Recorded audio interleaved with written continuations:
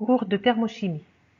La thermodynamique est l'étude des phénomènes à l'intérieur d'un système et qui sont accompagnés d'échanges d'énergie ou de matière entre le système et le milieu extérieur. La thermodynamique chimique ou la thermochimie est l'application des principes de la thermodynamique classique aux réactions chimiques. Elle s'occupe de l'étude des échanges énergétiques ou de matière qui accompagnent les transformations qui ont lieu au cours des réactions chimiques. Elle permet de prévoir l'évolution d'un système, donc prévoir est-ce que la réaction chimique est possible ou non. Pour faire une étude thermodynamique, il est nécessaire de définir et d'analyser le système soumis à l'étude thermodynamique, les paramètres ou les grandeurs thermodynamiques qui caractérisent l'état du système et les transformations qui mènent le système de son état initial à son état final. Donc on commence par définir qu'est-ce que c'est qu'un système. Un système est une partie de l'univers soumise à l'étude thermodynamique. Et un système est une quantité de matière mesurable qui occupe un espace limité. Par exemple, l'atmosphère, de l'eau, une personne, un moteur à combustion. Ce système peut être limité par des frontières qui sont réelles ou fictives. Tout ce qui l'entoure, son environnement, c'est le milieu extérieur. Et l'union du système avec son milieu extérieur, ça constitue l'univers. Donc l'univers est un système qui n'a pas de milieu extérieur. Différents types de systèmes peuvent être observés selon la nature de leurs frontières avec le milieu extérieur.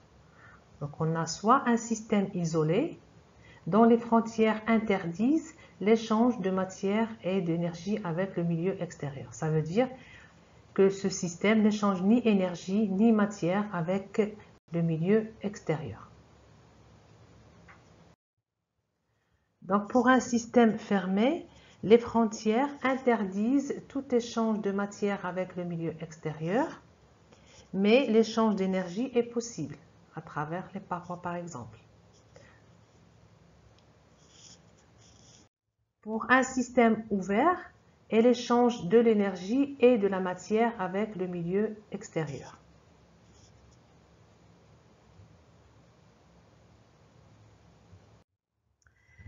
Par convention, la quantité d'énergie reçue par le système est comptée positivement, alors que la quantité d'énergie cédée ou fournie par le système est comptée négativement.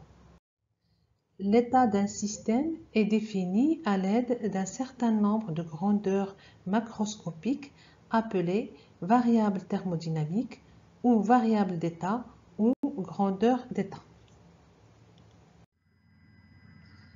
Parmi les grandeurs d'état, on distingue les variables extensives qui dépendent de l'extension du système, c'est-à-dire de sa quantité de matière. Elles sont donc additives. Par exemple, le volume, la masse, l'énergie. Les variables intensives sont par contre indépendantes de la taille du système. Par exemple, la température, la pression, la masse volumique et la masse molaire. Les grandeurs intensives ou variables intensives, elles présentent beaucoup plus d'intérêt parce qu'elles sont définies localement, c'est-à-dire à chaque point du système, et leur modification entraîne l'évolution du système. On dit qu'un système est en équilibre thermodynamique, c'est-à-dire elle est à l'état d'équilibre, si toutes les grandeurs d'état qui le définissent sont les mêmes en tout point et n'évoluent pas dans le temps. Par exemple, l'équilibre thermique représente la situation où la température au sein d'un système est uniforme. Si un système est écarté de sa position d'équilibre initiale, on dit qu'il a subi une transformation. Plusieurs grandeurs qui définissent l'état du système peuvent changer, mais il suffit qu'il y ait une seule qui change pour dire que le système a évolué. Au cours d'une transformation, la variation d'une grandeur d'état entre l'état initial et l'état final est indépendante du chemin suivi. Par exemple, x est une grandeur d'état, donc sa variation entre l'état initial et l'état final est la même, quel que soit le chemin qu'on emprunte. Donc, on a plusieurs modes de transformation qui soient réversibles ou irréversibles. Donc, une transformation isotherme est une transformation qui est effectuée à température constante. Ça veut dire que la température de l'état initial est égale à la température de l'état final. Et une transformation isobare est une transformation qui est effectuée à pression constante. Donc, la pression reste constante entre l'état final et l'état initial. Alors qu'une transformation isochore, elle est effectuée à volume constant.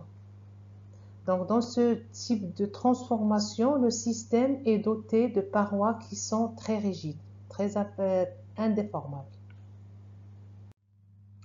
Une transformation est dite adiabatique si elle est effectuée sans échange de chaleur avec le milieu extérieur. C'est une transformation que subit un système doté de parois non traversables par la chaleur. Une transformation est dite cyclique est une transformation au cours de laquelle le système revient à l'état initial. Et une transformation infinitésimale est une transformation dont les états d'équilibre initial et final sont très proches. Une équation d'état est une relation qui relie les différentes variables d'état d'un système à l'équilibre thermodynamique. Un exemple, c'est l'équation d'état des gaz parfaits ou loi des gaz parfaits. PV est égal à nRT. Donc là, ici, on a la relation entre la pression, volume, le nombre de moles et la température. Donc P, c'est la pression du gaz exercée par les particules sur les parois. V, c'est le volume occupé par le gaz. N, c'est le nombre de moles du gaz. T, c'est la température. Elle est exprimée en Kelvin. Et R, c'est la constante des gaz parfaits.